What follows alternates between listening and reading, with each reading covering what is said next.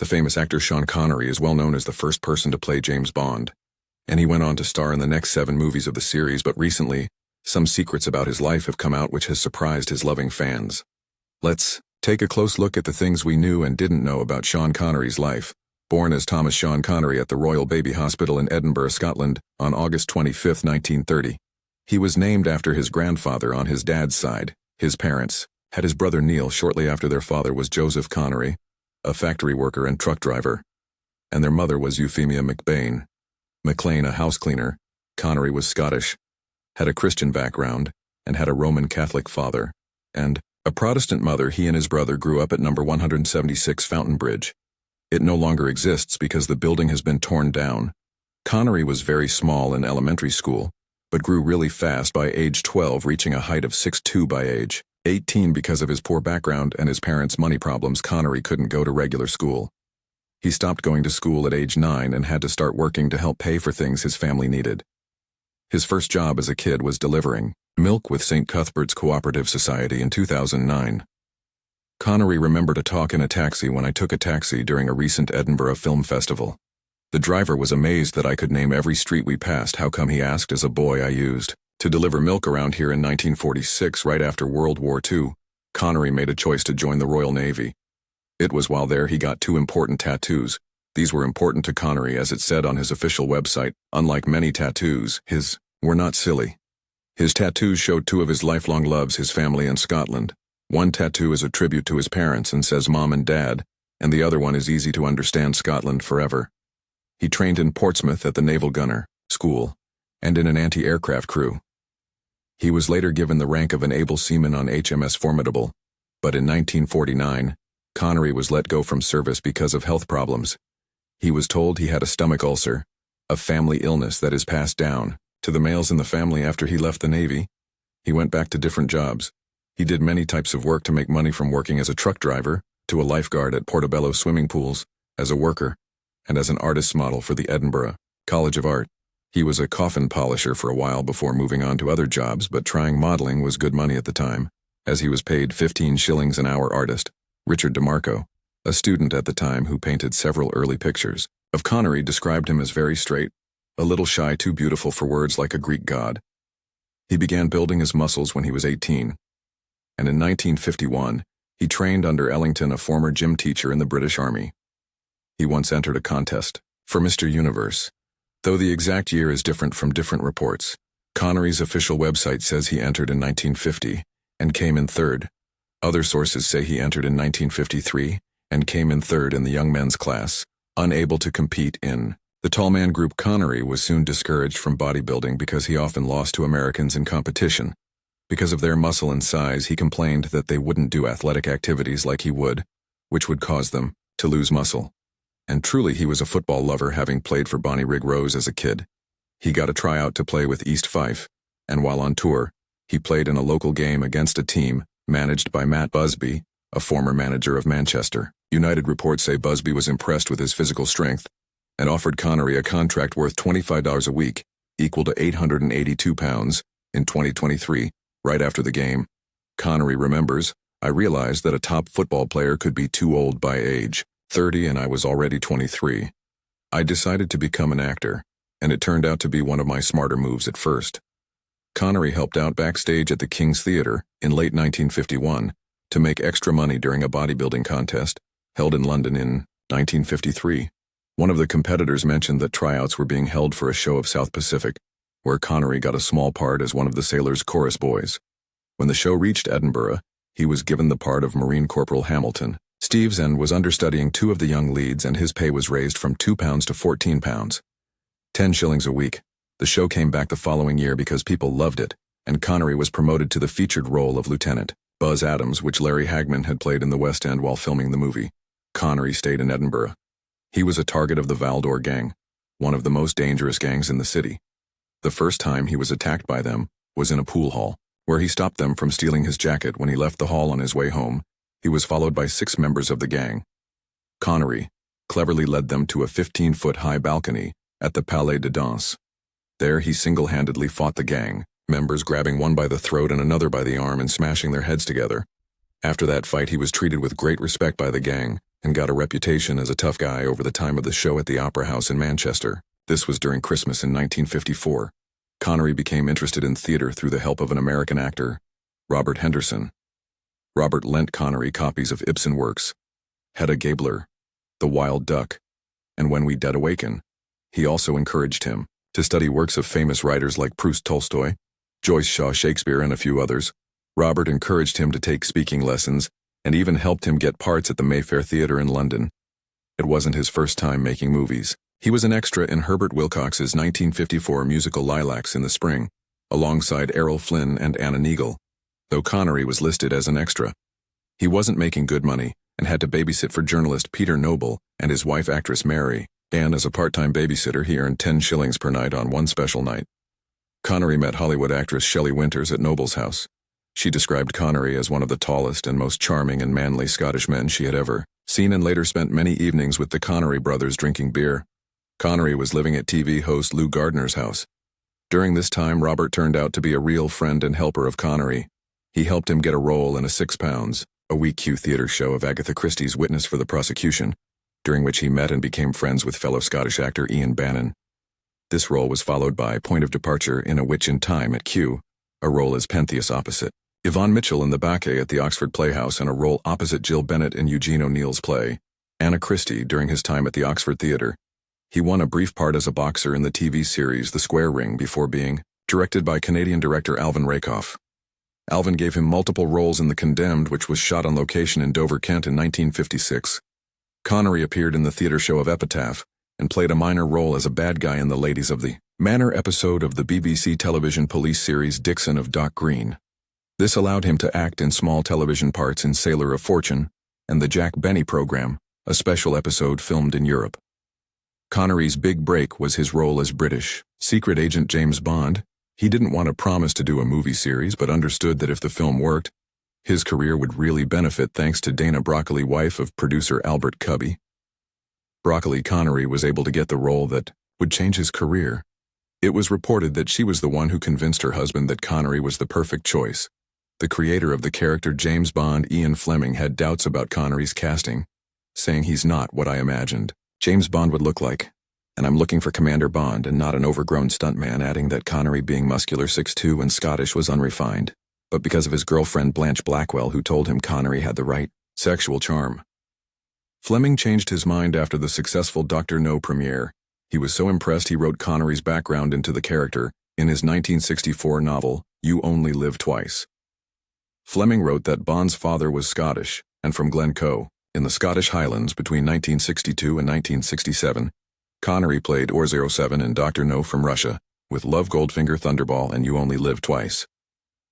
The first 5 Bond films made by Eon Productions. After leaving the role, Connery returned for the 7th film Diamonds Are Forever in 1971. Connery made his final appearance as Bond in Never Say Never Again, a 1983 remake of Thunderball produced by Jack Schwartzman's Talia film. All 7 films made lots of money. James Bond, as played by Connery, was chosen as the 3rd greatest hero in movie history by the American Film Institute. His great performance as Bond owes much to style teaching from director Terence Young, who helped polish him while using his physical grace and presence for the action. Lois Maxwell, who played Miss Moneypenny, said that Terence took Sean under his wing. He took him to dinner, showed him how to walk, how to talk, even how to eat. The teaching worked. Connery got thousands of fan letters a week after Dr. No opened, and he became a major sex symbol in movies.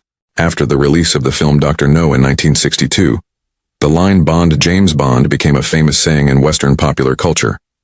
Film critic Peter Bradshaw writes, "It is the most famous self-introduction from any character in movie history. Connery pulled it off with coldly scornful style in full evening dress with a cigarette hanging from his lips. The introduction was a kind of challenge or temptation. Clearly spoken to an enemy in the early 60s, Connery's James Bond was about as dangerous and sexy as it got on screen. The filming of Thunderball in 1965. Connery's life was in danger in the scene with the sharks in Emilio Largo's pool during the filming of Thunderball in 1965. Connery's life was in danger in the scene with the sharks in Emilio Largo's pool. He had been worried about this threat when he read the script. Connery insisted that Ken Adam build a special clear plastic wall inside the pool. But this was not a fixed structure, and one of the sharks managed to pass through it. He had to leave the pool immediately, although Bond had made him a star.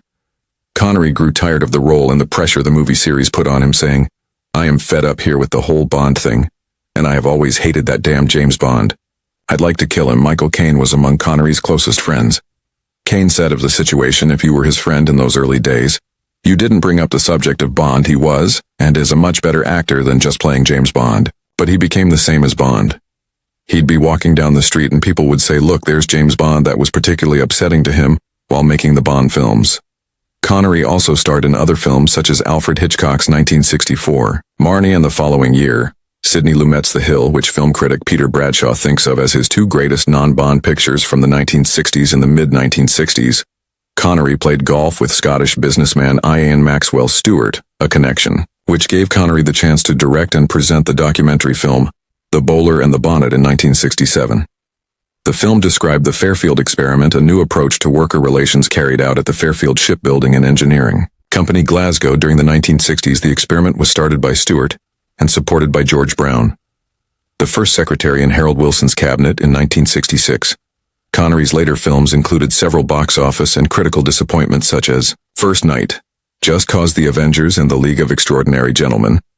However, he got positive reviews for his performance in Finding Forrester. He also got a Crystal Globe for outstanding artistic contribution to world cinema in a 2003 UK poll done by Channel 4. Connery was ranked 8th on their list of the 100 greatest movie stars. The failure of The League of Extraordinary Gentlemen was especially frustrating for Connery. He sensed, during filming, that the production was going badly, and announced that the director Stephen Norrington should be locked up for being crazy. Connery spent a lot of effort trying to save the film through the editing process, ultimately deciding to retire from acting, rather than go through such stress ever again.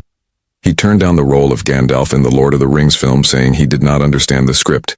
He was reportedly offered $30 million US, along with 15% of the worldwide box office money, which would have earned him $450 million US. He also turned down the opportunity to appear as Albus Dumbledore in the Harry Potter series and the architect in the Matrix trilogy in 2005. He recorded voiceovers for the From Russia with Love video game with recording producer Terry Manning in the Bahamas and provided his likeness. Connery said he was happy the producers Electronic Arts had asked him to voice Bond after getting the American Film Institute's Lifetime Achievement Award on the 8th of June 2006. He confirmed his retirement from acting. Connery's disappointment with the idiots now making films in Hollywood was given as a reason for his decision to retire on June 7, 2007. He denied rumors that he would appear in the fourth Indiana Jones film, saying, "Retirement is just too much darn fun." In 2010, a bronze statue of Connery was placed in Tallinn, Estonia, outside the Scottish Club, whose membership includes Estonian Scots and a handful of Scottish people living abroad. In 2012, Connery briefly came out of retirement to voice the title character in the Scottish animated film Sir Billy Connery, served as executive producer for an expanded 80-minute version. Away from the camera, fans got to know that he was a supporter of the Scottish football club Celtic FC, having been introduced to the club by his father, a lifelong fan of the team. Later in life, Connery switched his loyalty to Celtic's bitter rival Rangers FC. After he became close friends with the team's chairman David Murray, he was a keen golfer introduced to the game by his friend Ian Stewart. English professional golfer Peter Allis gave Connery golf lessons before the filming of the 1964 James Bond film Goldfinger, which involved a scene where Connery as Bond played golf against gold businessman Auric Goldfinger at Stoke Park Golf Club in Buckinghamshire. Record major championship winner and golf course designer Jack Nicklaus said he loved the game of golf. "Sean was a pretty darn good golfer and we played together several times." In May 1993, Sean and legendary driver Jackie Stewart helped me open our design of the PGA Centenary course at Gleneagles in Scotland. Concerning romantic relationships during the mid-1950s production of South Pacific, Connery dated Carol Sopel, a Jewish dark-haired beauty with a ballerina's figure. But their relationship didn't last because of her family's objection. He then dated Julie Hamilton, daughter of documentary filmmaker and feminist Jill Craigie, given Connery's rugged appearance and rough charm. Hamilton initially thought he was an awful person and was not attracted to him, until she saw him in a kilt, declaring him to be the most beautiful thing she had ever seen in her life. He also shared a mutual attraction with jazz singer Maxine Daniels, whom he met while working in theater. He made a pass at her, but she told him she was already happily married with a daughter. Connery was married to actress Diane Salento from 1962 to 1974. Though they separated in 1971, they had a son, actor Jason Joseph Connery was separated in the early 1970s when he dated Diane Cannon. Jill St. John, Lana Wood, Carol Mallory, and Magda Konopka. He remarried French-Moroccan painter Micheline Roquebrune from 1975 until his death. Outside acting, he was also highly respected by people for his excellence in other parts of life. He was awarded an honorary rank of Shodan, First Dan, in Kyokushin Karate. The Queen knighted him at a ceremony at Holyrood Palace in Edinburgh on the 5th of July 2000. He had been nominated for a knighthood in 1997 and 1998. But because of his political views, he was denied until 2000. At this level of success, it became easy for Connery's secrets to leak out in her 2006 autobiography. Silento, one of his romantic partners, claimed that Connery had abused her mentally and physically. During their relationship, he had to cancel an appearance at the Scottish Parliament in 2006 because of controversy over his alleged support of the abuse of women. He denied the claims, however. He told Playboy magazine in 1965, "I don't think there is anything particularly wrong in hitting a woman, though I don't recommend you do it. In the same way you hit a man," he was also reported to have stated to Vanity Fair in 1993, "There are women who take it to the wire. That's what they are looking for. The ultimate confrontation they want, a smack." Later in 2006, Connery was reported to have said he didn't believe that any level of abuse of women was ever justified, under any circumstances. During his marriage to Micheline, it was revealed that he had an affair with the singer and songwriter Lindsay DePaul in the late 1980s. She later said she regretted the affair, not because he was married but because of his views concerning domestic violence. Aside from the controversial stance he had on how to treat women, Connery was involved in politics. His Scottish roots and his experiences in filming in Glasgow's shipyards in 1966 inspired him to become a member of the centre-left Scottish National Party (SNP), which supports Scottish independence from the United Kingdom. In 2011, Connery said, "The bowler in the bonnet was just the beginning of a journey that would lead to my long association with the Scottish National Party." He supported the party both with money and through personal appearances. In 1967, he wrote to George Leslie, the SNP candidate in the 1967 Glasgow Pollock by-election, saying, "I am convinced that with our resources and skills we are more than capable of building a successful, active and modern self-governing Scotland, in which we can all take pride, and which will deserve the respect of other nations." His funding of the SNP stopped in 2001 when the UK Parliament passed legislation prohibiting overseas funding of political activities in the UK. There were accusations against him as a tax exile. Connery released documents in 2003 showing he had paid £3.7 million in UK taxes between 1997 and 1998, and between 2002 and 2003. Critics pointed out that, had he been continuously living in the UK for tax purposes, his tax rate would have been far higher in the run-up to the 2014 Scottish independence referendum. His brother Neil said Connery would not come to Scotland to rally independent supporters, since his tax exile status greatly limited the number of days he could spend in the country. After Connery sold his Marbella villa in 1999, Spanish authorities launched a tax evasion investigation, claiming that the Spanish treasury had been cheated of $5 million. Connery was later cleared by officials, but his wife and 16 others were charged with attempting to cheat the Spanish treasury on October 31, 2020, age 90. Connery died in his sleep at his home in the Lyford Cay community of Nassau in the Bahamas. His death was announced by his family and Eon Productions, although they did not say what the cause of death was. His son Jason said he had been sick for some time a day. Later, his widow revealed he had dementia in his final years. Connery's death certificate was obtained by TMZ a month after his death, showing the cause of death was pneumonia and breathing failure, and the time of death was listed as 1:30 a.m. His remains were cremated and the ashes were scattered in Scotland at secret locations in 2022 and 2004. A poll in the UK's Sunday Herald recognized Connery as the greatest living Scot, and a 2011 Euro Millions survey named him Scotland's greatest living national treasure. In 2024, the Edinburgh International Film Festival established an annual award in Connery's honor, the Sean Connery Prize for Feature Filmmaking. Excellence is a prize of $50,000 given to the makers of a film chosen by audience. Vote from a short list of 10 feature films that receive their world premieres at the festival each year.